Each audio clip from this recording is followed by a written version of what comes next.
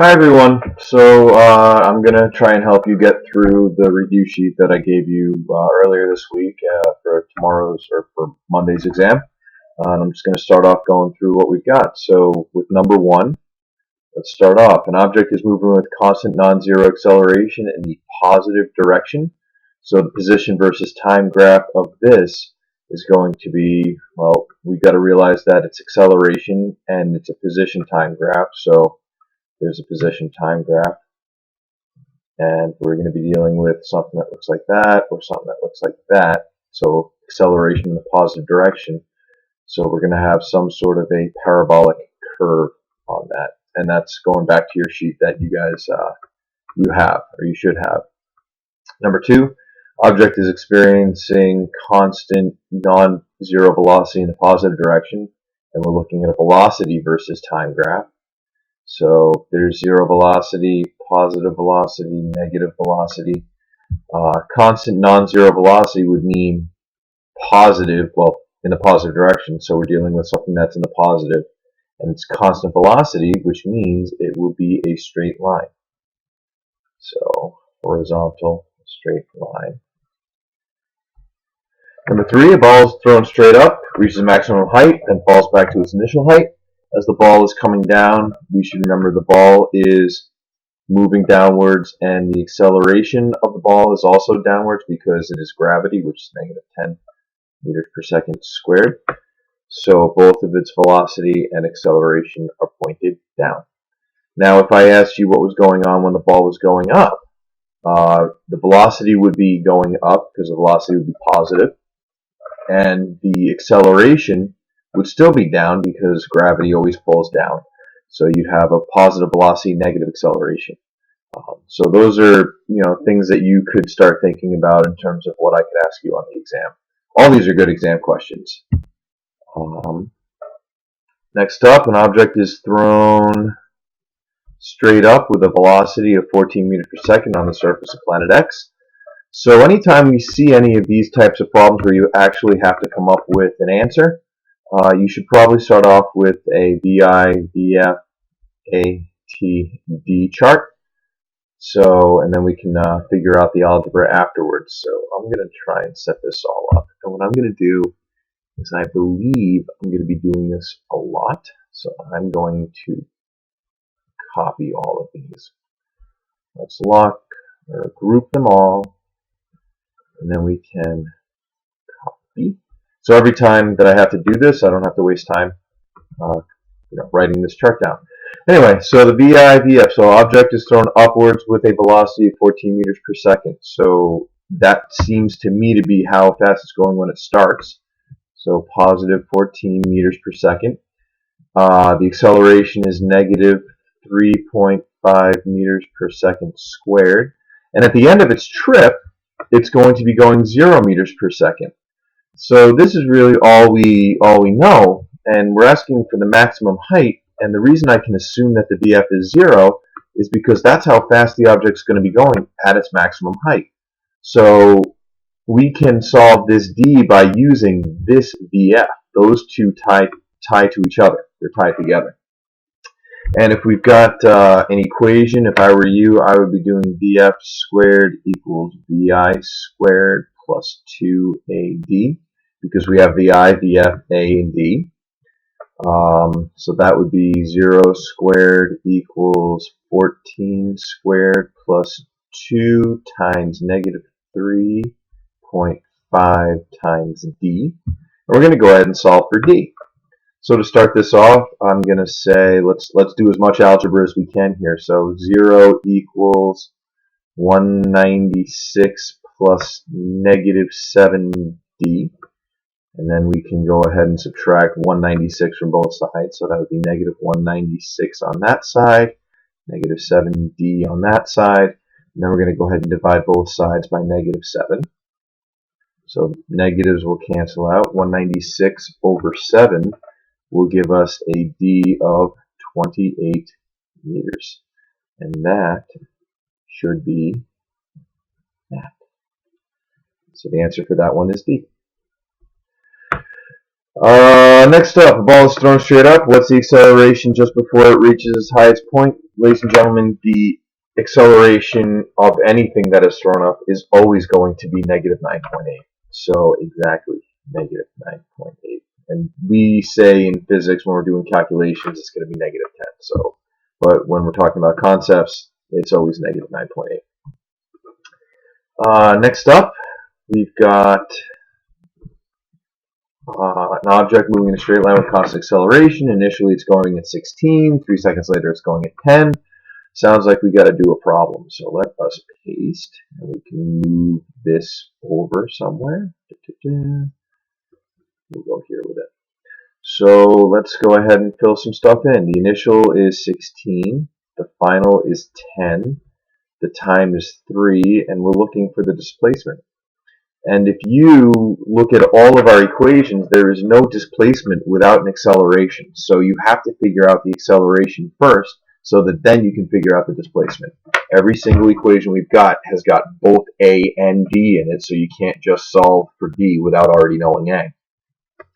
Unless you're, of course, using D equals V over T, but remember that only counts when something is not accelerating.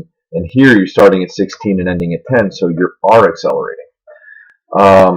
So if I were you, the equation I would use to figure out the acceleration is going to be Vf equals Vi plus At. Of course, that didn't work.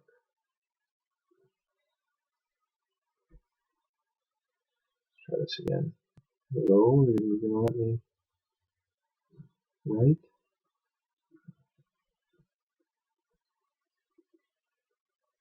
That was weird, a little technical difficulty, but I think we're back in business.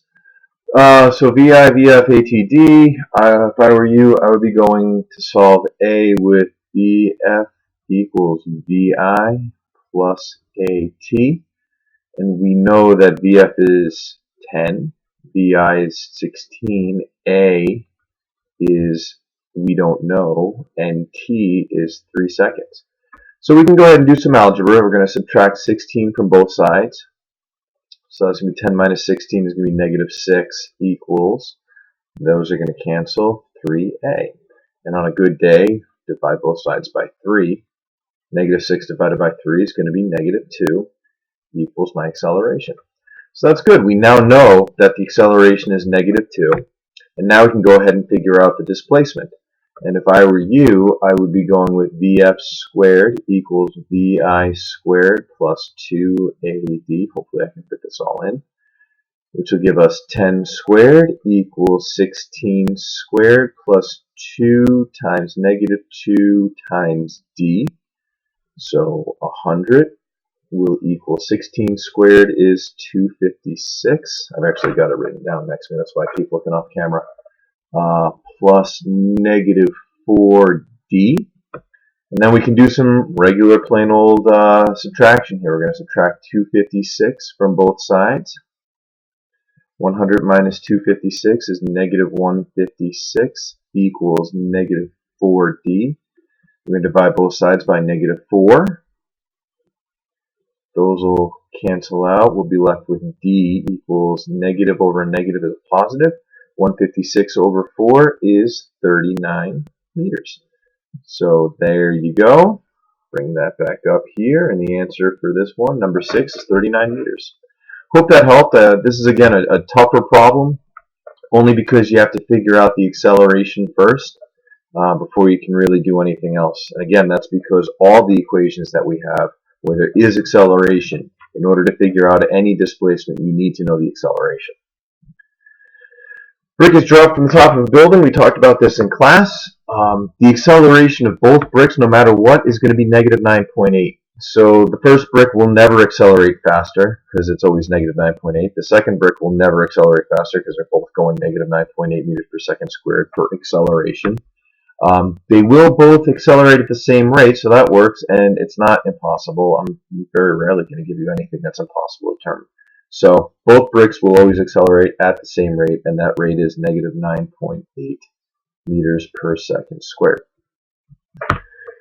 So now this is where some of you think I'm not being truthful, but I am. I actually can catch a meter stick at 0.14 meters, just like you all did. let's try this out. We're going to go with, let's see if I can do this. Oh, can't paste it. That was a problem with fixing what I fixed. So VI, VF, ATD. Let us go ahead and we'll group you, and then we will copy you, and then, all right, so VI, again, the big deal here is we're talking about a ruler. And if you remember, you held it, you dropped it, and it's kind of unfair, but there you go. You dropped it. The ruler actually fell. You didn't do anything, but we're calculating your reaction time, or my reaction time. But we're going to base that reaction time on the fact that we know the ruler is going to accelerate with an acceleration of -10, and we can figure out a lot of things based on that.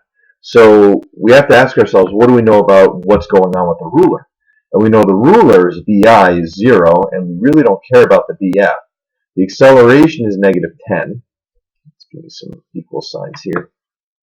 The time is actually what we're going to look for, because we want to know what the time was between when the ruler was let go and what the time was when I caught it. So that displacement will correspond to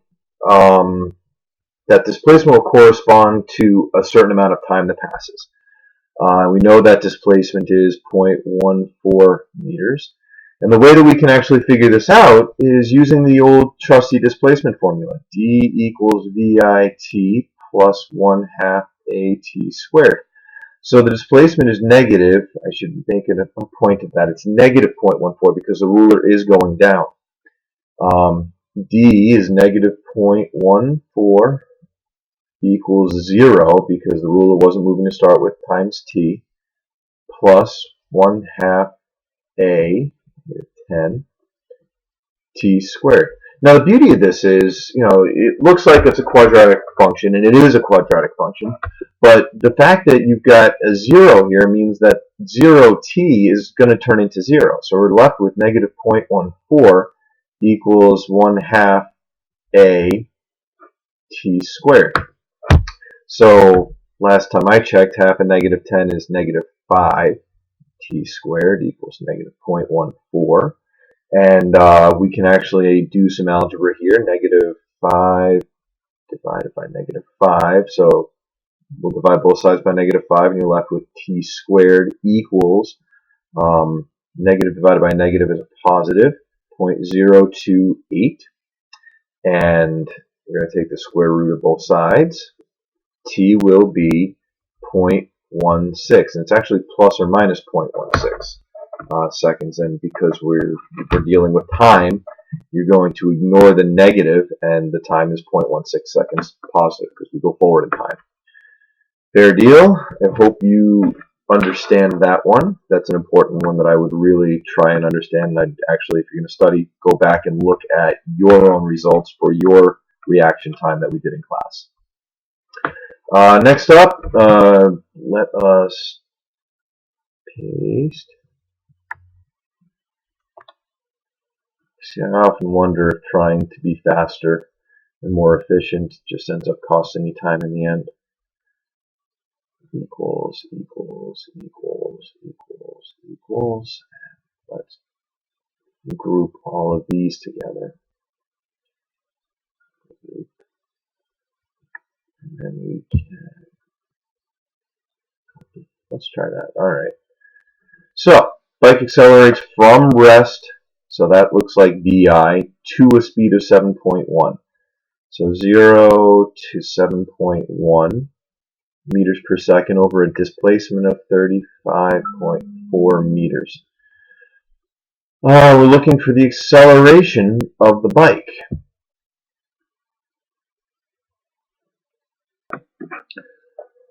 So I think the best way to work on this is going to be to use the equation VF squared equals VI squared plus 2AD. And that is going to give us 7.1 squared equals 0 squared plus 2A 35.4. And then we can start doing some algebra. 7 squared is 50.41 equals 0, plus 2 times 35.4 times a, which would be the same thing as 70.8a. And then we'll divide both sides by 70.8. 70.8, cross out, cross out. A will be 50.41 over 70.8, which will give us 0.712 meters per second squared. There's your A. So I hope that one helps. This one we talked about in class, and so it's a very good problem. So I would very strongly recommend you know how to do this one. We can move you.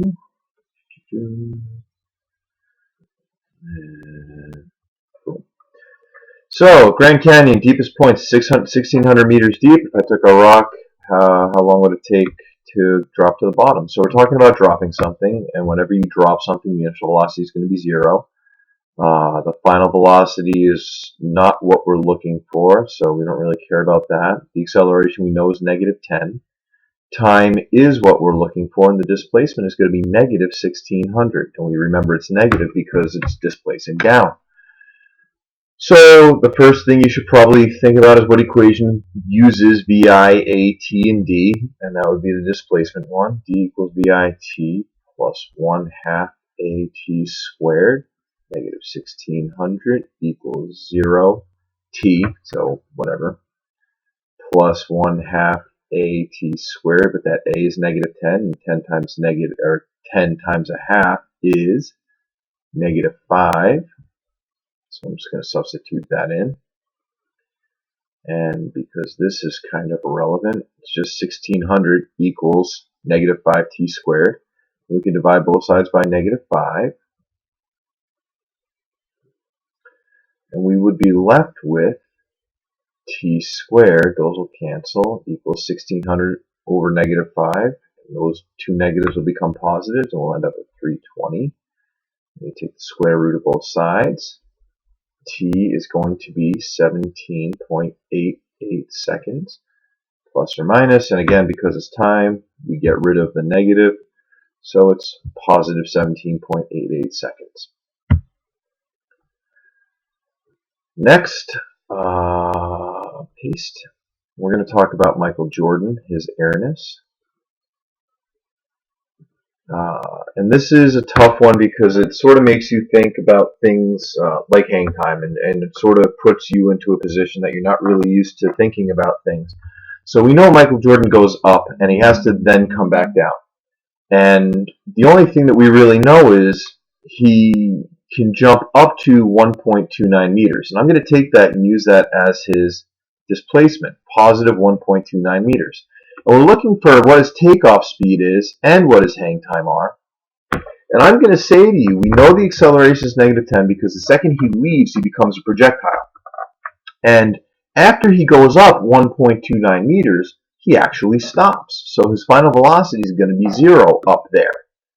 And we can use this information to figure out his initial velocity. How fast was he going to jump up 1.29 meters and come to a rest? It should really remind you of that, what you did with the lab report this week, which was, the marble launcher. How fast was the marble going when it came out of the muzzle? So to look at this, you really should be looking at the equation to start out with. I'm going to say VF squared equals VI squared plus 2AD. We can figure this out. 0 equals VI squared plus 2 times -10 times 1.29.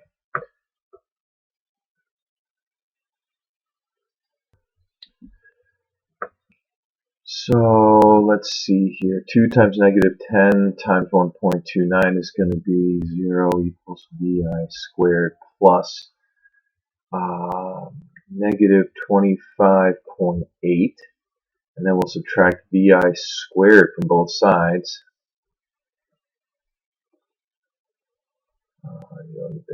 The equal sign there. And these will cancel out, so you'll be left with -25.8 equals -VI squared.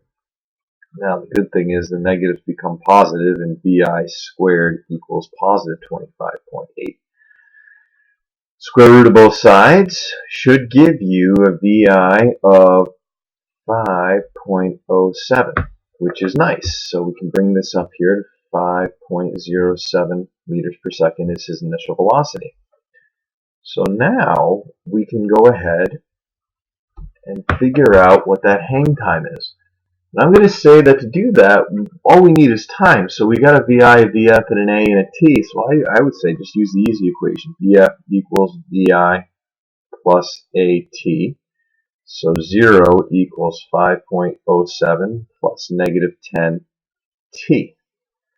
And if we do some algebra, negative 5.07, subtract 5.07 from both sides, you have negative 5.07 equals negative 10t. Divide both sides by negative 10, and you should get a t of 0.507 seconds. But remember, that's him going up. He still has to come back down, and that should take the same amount of time. So we would multiply this by 2, and you should get 1.14 seconds for his total hang time. Don't forget that multiplying it by 2. There is another way that you can do this, where instead of looking at half of the trip, you can look at the whole trip. And I'm going to go ahead and erase this too, because if we look at the whole trip, we know he's going up with 5.07 meters per second, but he's also going to come down with negative 5.07 meters per second. So you can do the same thing. VF equals VI plus AT. Negative 5.07 equals positive 5.07 plus negative 10t. And then you subtract 5.07 from both sides. Now don't fall into this trap, negative 10t on this side, but negative 5.07 minus 5.07 is actually going to give you negative 10.14. So then you divide both sides by negative 10.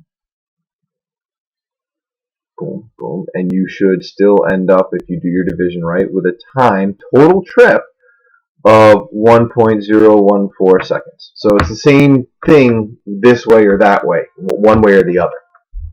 Okay?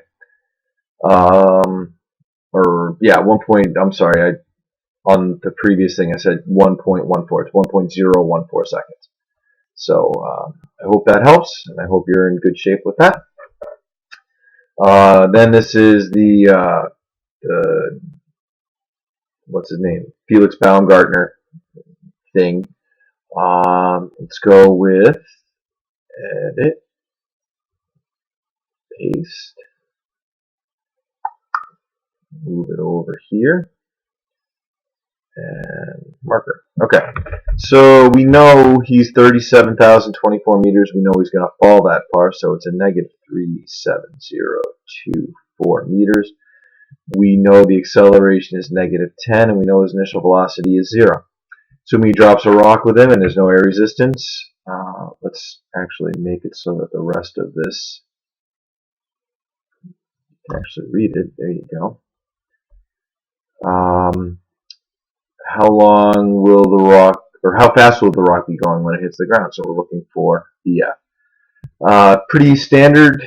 VF squared equals VI squared plus 2AD. The only problem here is it's a huge number. So VF squared equals 0 squared plus 2 times negative 10 times negative 37024. And if we do our algebra, it's going to be VF squared equals all this stuff, which is 740,480. And we don't want VF squared, we want VF, so the square root of both sides. VF will be 860.51. And it's actually plus or minus, and because it's going down, we would ignore the plus, so negative 860.51 meters per second. I forgot to make a big deal about this, but positive times a negative will give you a positive, so you can take the square root of this. All right. This, 3 examples of the types of motion we see in the projectile launcher. We talked about them in class: projectile, acceleration, linear speed, changing velocity. Any of those work. Example of objects that's both rotational and circular: planet Earth, the teacups at Disney World. There are a lot of things. And then we get into this thing, which is the graphical analysis. So we're looking at a velocity versus time graph, and I'm just gonna, I don't think I can really write, no, it's not gonna let me write on here.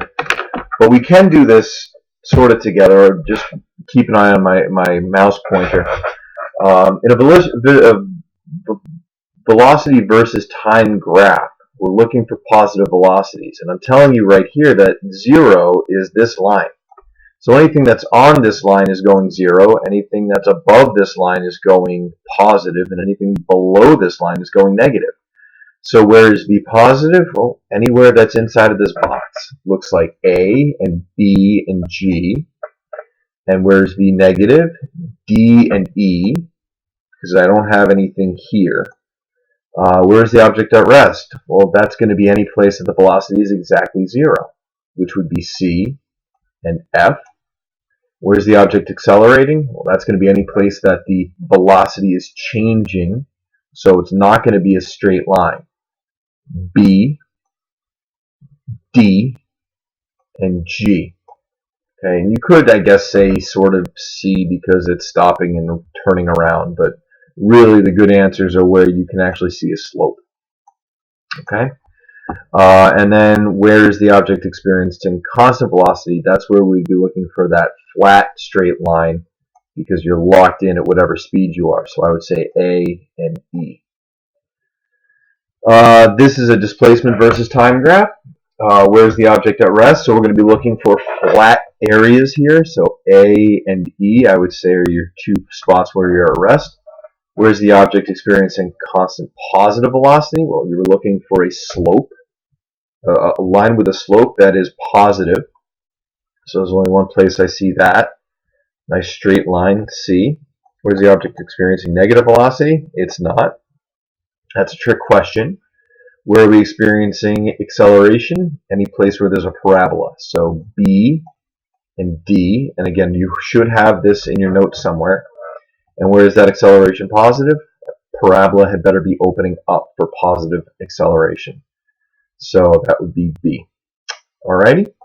So I hope that, in the course of about a half hour, 45 minutes, I hope that clarifies some things that we did in class. Good luck studying, and if you need any help with anything else, feel free to shoot me an email, pdamiani at miltonps.org.